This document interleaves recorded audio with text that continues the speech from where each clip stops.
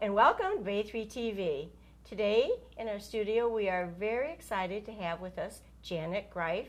Janet Greif is Superintendent of the Bay City Public Schools. Welcome, Janet. Well, thank you, Rain. I'm happy to be here. Oh, it's so nice to see you. And I'll tell you, this is a great day. So happy that you are Superintendent. Well, and I'm so happy to be back in Bay City after 11 years. I know. Yeah. It's crazy.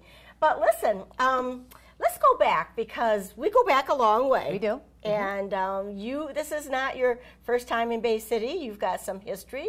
But even before Bay City, let's go back to when you were... We're going to go way back. way back. Way back, okay. Way back. When you were a teacher. Okay. And also a principal. Okay. And, you know, at that time, I'm sure that you had some qualities that you thought were very important for what you considered to be an ideal environment for children. Okay, I can kind of, I was an elementary teacher, I think you know that. And really the most important piece, number one, is really building relationships with the students and the parents. Very important that everyone knows your expectations and also that you get to personally know them. I think that the biggest thing all schools can do, the best one-liner is really that all students can learn. And so I think that the environment has to be one of positive, one of expectation that we're all in this together and that we're all going to learn together. So I don't think that that's really any different than when I was a principal in elementary. I've been a principal in elementary, middle school, and high school. Oh, okay. And I think regardless of whatever the level is, that really there has to be the feeling that, you know, we're in this together, like to get to know the relationship piece, building positive relationship, having high expectations, and really the expectation that all students can learn. That is awesome. You know, it's interesting because when you were interviewing for the superintendent position and before you were appointed, it was so nice to hear feedback from teachers and principals. And, you know, teachers were so excited to have you come. And I think, and I'll tell you why, because not many, Janet, are like you. You were an educator first. And you were a principal, and then now you are superintendent. So you understand all the steps. You're not somebody who's just coming in maybe from the business world and deciding how to keep things balanced. Well, and you know, that's true, and I will say this, and I've said this, I said in the opening meeting, that really teachers really are the most, I mean, teaching's the most important part of all this. I mean, the teachers are, the magic happens in the classroom. In my office here, you know, we're recording. There's really no magic. There's no magic. You know, I was out in the building today, and I was in a first grade classroom, and you know, that's really where the rubber hits the road in the classroom. So I feel that that's most important, and really, I feel like my job as superintendent directly is really to help the principals be the best they can be, who in turn help the teachers be the best they can be, who in turn help the students be the best they can be. So really, it's kind of, you know, that's kind of like the pyramid of things. Not that I'm not involved with teachers, I certainly am, not that I'm not involved with students, but I think that that is really kind of the way things flow down. They do, and you know, I have to say, I think a lot of good things happen from this office. You're pretty dynamic and you're very approachable.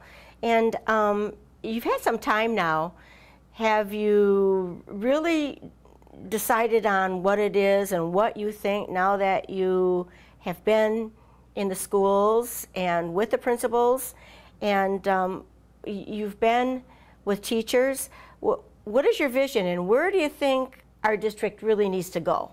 Okay, first I'll start with that one of the reasons I took this job, that I was interested in the job, I should say, is that I did know the dynamic people that were still here, and even though I've been gone for 11 years, a lot of those same people are still in place. Yes. So there's a lot of great people here doing great things.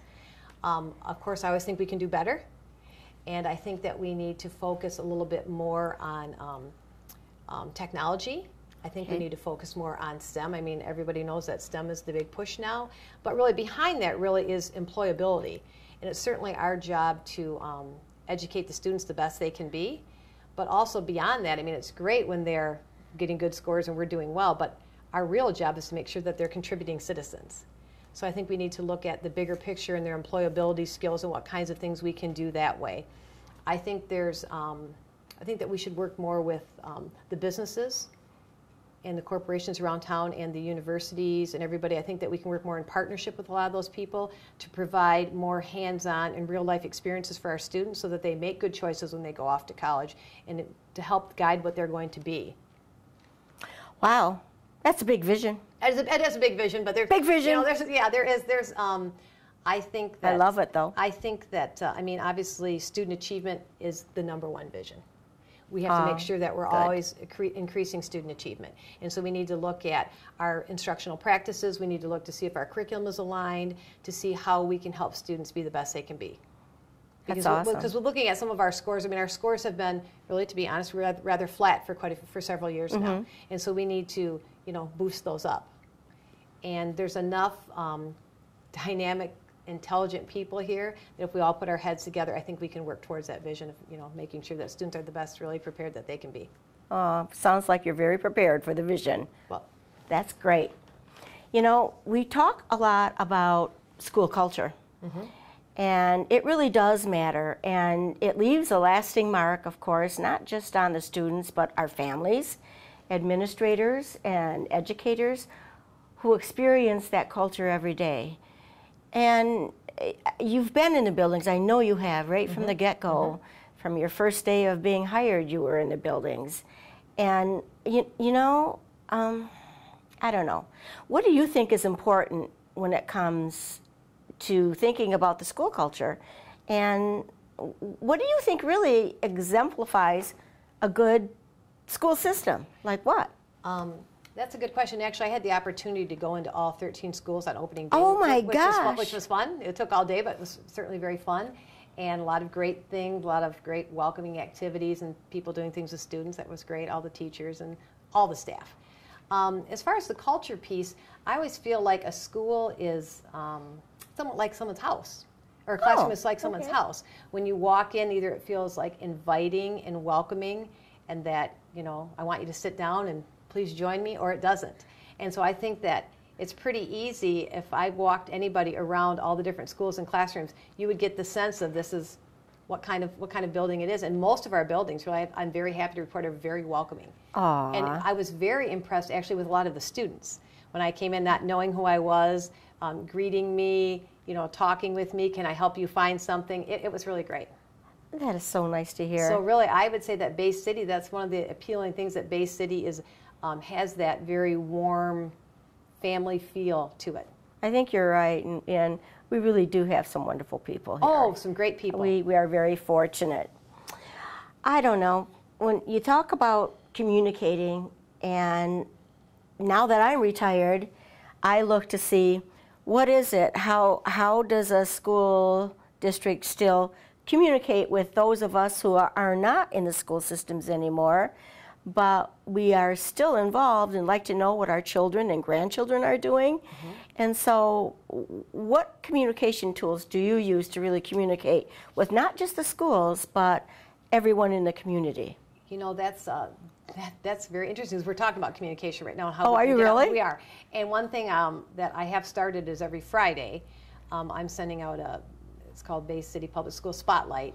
Oh. And it is about, it's usually 3 to 4 pages of information that I just feel that if I just attend a specific elementary school, I don't know all the great things that are going on in the middle school, or all the great things that are going on in all the different high schools. And so we feature something from from many of the schools every week. So we have a list of, you know, it's going to all the parents, all the employees, and then we have some key communicators, some people that they've shared in the past information with. And I guess I haven't really thought of, Reen, of a way to connect with some of the retirees, if they could also, if we could reach out to them and they could also have this email to them on a weekly basis.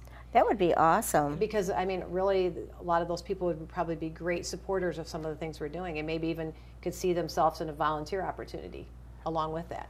I would like that. I mean, it would be nice. And I learn a lot from friends who are still teachers and educators here, so, but also from parents. It is nice, I will tell you, it's nice to go out and hear families talk about what their kids are doing. And I'm thinking, oh my gosh, I didn't know we had that. I didn't know we had that.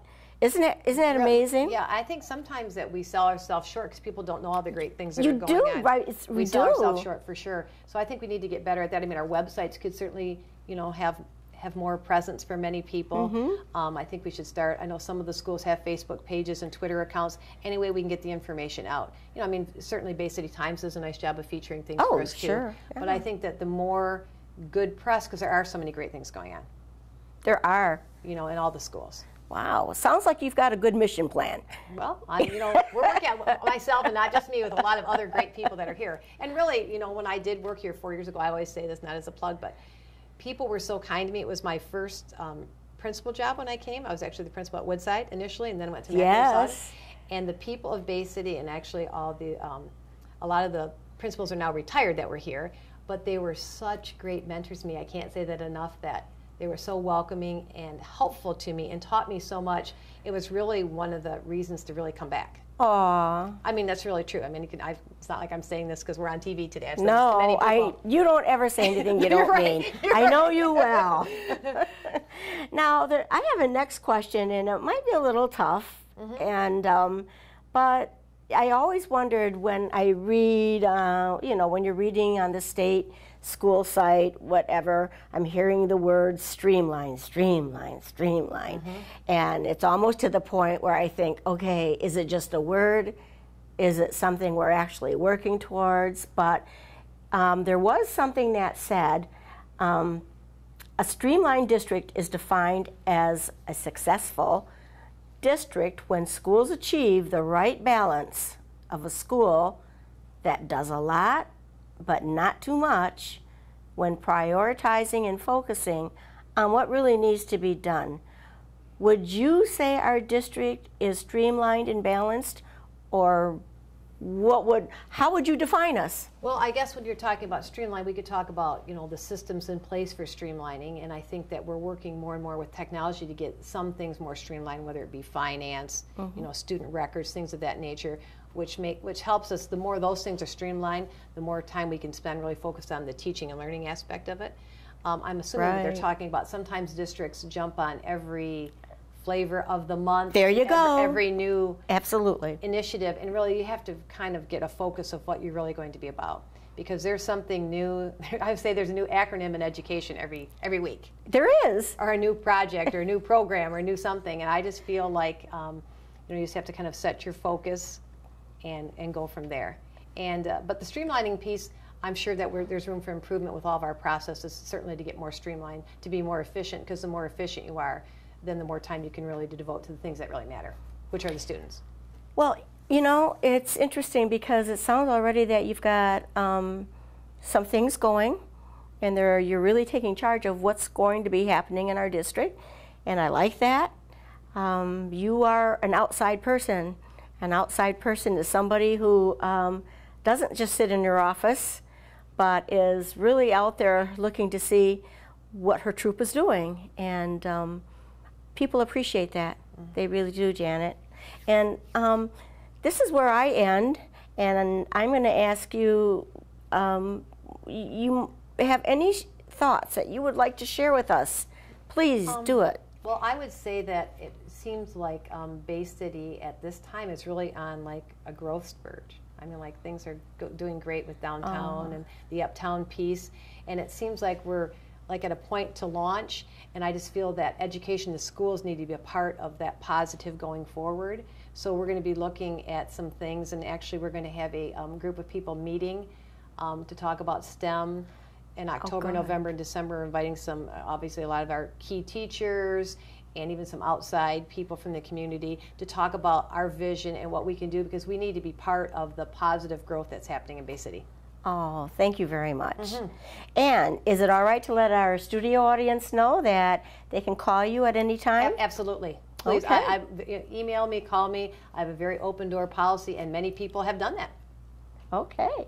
And our website also, if you would like to know more about Bay City Public Schools, just go to www.bcschools.net, and you'll have all the information you need if you'd like to contact any of our administrators, teachers, staff, and support staff.